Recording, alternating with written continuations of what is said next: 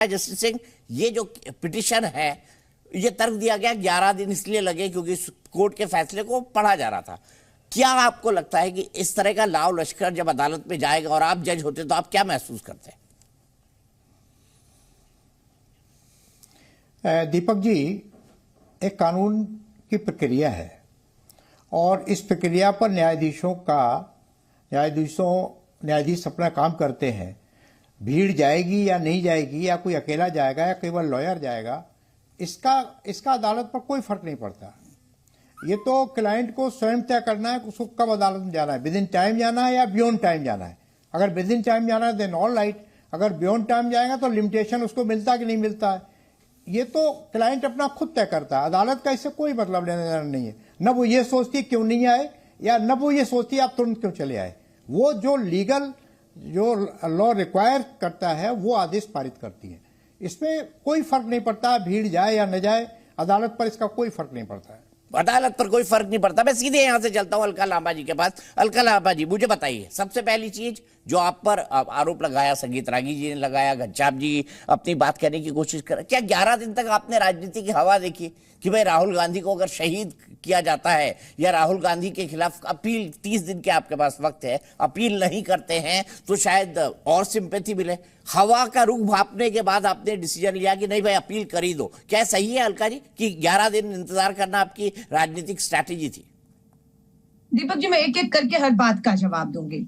आपने कहा आप बीच में बोलती हैं, आपकी आवाज जाती नहीं, जाती हुई आवाज को भी रोका जाता है, ये जानते हैं। नंबर एक, आपके समाजवादी प्रवक्ता जी, मेरी बहन, मैं सिर्फ आपको टेक्निकल पॉइंट बता रहा था।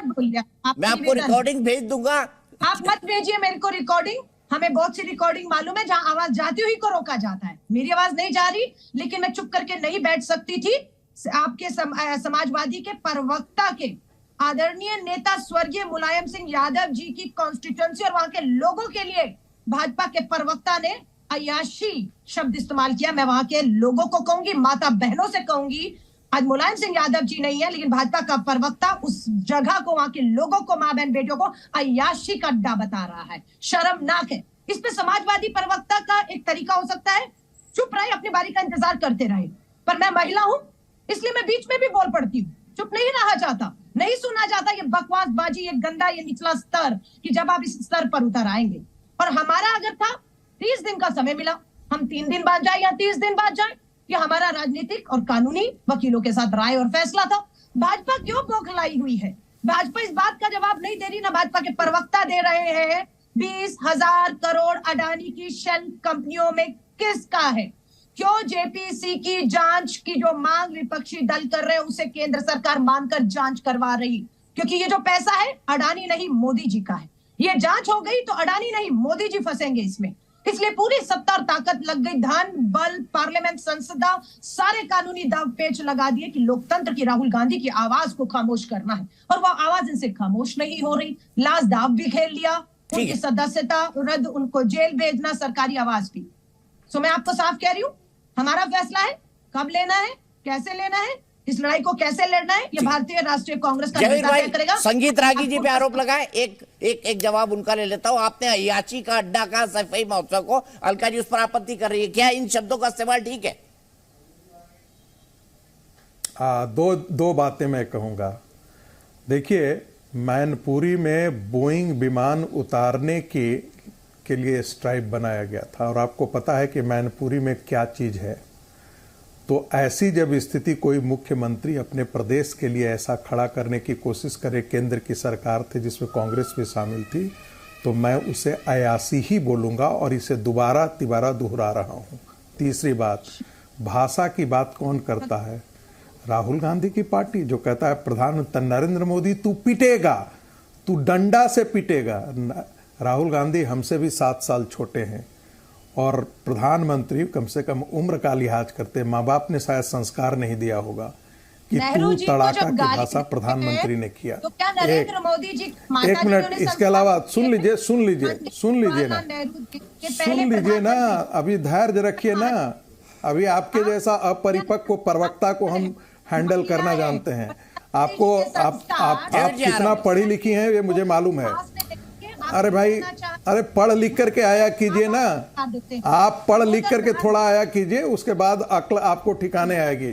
प्लीज बोल लेने दीजिए मुझे। दूसरों के बीच में जब बोलते हैं तो उसको असभ्यता और बदतमीजी कहा जाता है, और आप बदतमीजी और असभ्यता के सिरमौर वाली कैटेगरी में हैं। मुझे बोल लेने दीजिए।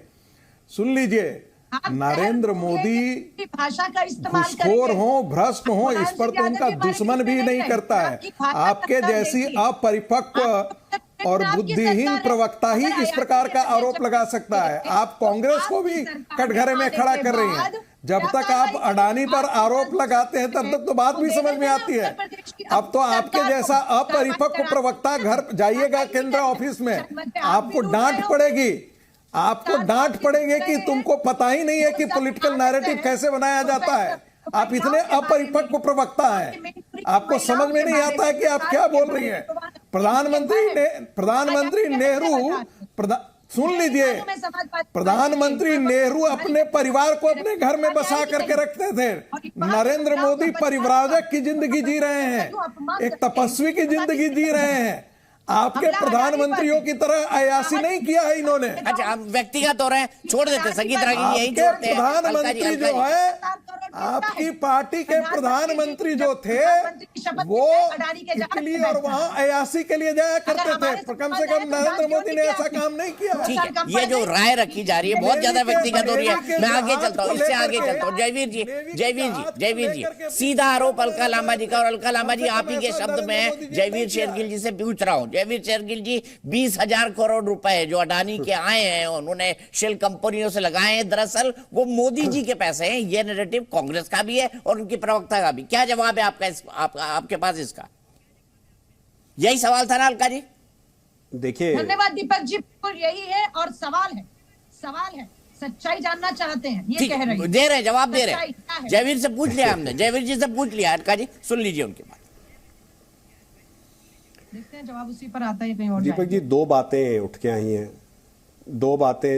हैं। एक, भाजपा और मोदी जी डरे हुए हैं सपा प्रवक्ता और कांग्रेस प्रवक्ता के अनुसार, और अदानी जी के 20,000 करोड़ या 10,000 करोड़ कहां गए, पहले में अदानी जी का उत्तर, और दूसरा डरे हुए हैं। वो 20,000 करोड़ कहां गए कहां नहीं गए हमें तो नहीं पता, अलका जी इनसे पूछ सकती हैं, ये देख रहे होंगे आपके चैनल पे। बड़ी आसपास बैठे हैं गहलोत साहब और अदानी जी, दर्शकों को भी दिख रहे होंगे। तो भाजपा प्रवक्ता की बजाय गहलोत साहब से पूछ लीजिए। दूसरी बात, आए दिन कांग्रेस पार्टी संविधान की दुहाई देती है। संविधान में स्पष्ट लिखा हुआ है, सुप्रीम कोर्ट का निर्णय से ऊपर कोई निर्णय नहीं है। सुप्रीम कोर्ट ने जांच कर दी है अदानी पूरे मामले में। कांग्रेस क्योंकि तोल के बोलने वाली राजनीति में नहीं, थूक के भागने वाली राजनीति में विश्वास रखती है, तो सुप्रीम कोर्ट में याचिका दर्ज क्यों नहीं की? यहां जो जांच हो रही है उसमें विश्वास क्यों नहीं है? तो कांग्रेस कह रही है आज सुप्रीम कोर्ट में विश्वास नहीं है, जिन्होंने 2 महीने में इंक्वायरी खत्म करने का ऑर्डर दिया है। तीसरा, हिंदुस्तान के हर राज्य में हजारों थाने हैं, सेबी का अपना कानून है। भारतीय राष्ट्रीय कांग्रेस ने आज तक कोई भी क्रिमिनल कंप्लेंट इन्वेस्टर के तौर पे या किसी शेयर होल्डर के तौर पे या सपा ने क्यों नहीं की? क्यों? क्योंकि कांग्रेस और सपा थूक के भागने वाली राजनीति में विश्वास रखती है, सिर्फ सदन को भटकाने का काम करते हैं। अब दूसरा प्रश्न, भाजपा डर गई। इनमें सपा और कांग्रेस का मैं जवाब दे देता हूं। आज जनता की अदालत ने और न्यायपालिका ने दोनों ये साबित कर दिया है कि श्री राहुल गांधी जी का जो पिछड़े वर्ग को अपमान और गैर जिम्मेदार बयान है, ना तो वो जनता स्वीकार करती है ना अदालत। 7वें केस पे बेल पे है, 7वें। दूसरा, जहां आज गुजरात पे गए हैं वहां पे 77 सीट से 20 के नीचे निपट गए हैं। नॉर्थ ईस्ट में से 180 में से 172 सीटें हार गए। उत्तर प्रदेश में सपा 2 लगातार 2 बार ही हार रही है। कांग्रेस का 98% वोट जमानत ही जब्त हो गई है 98% सीटों पे।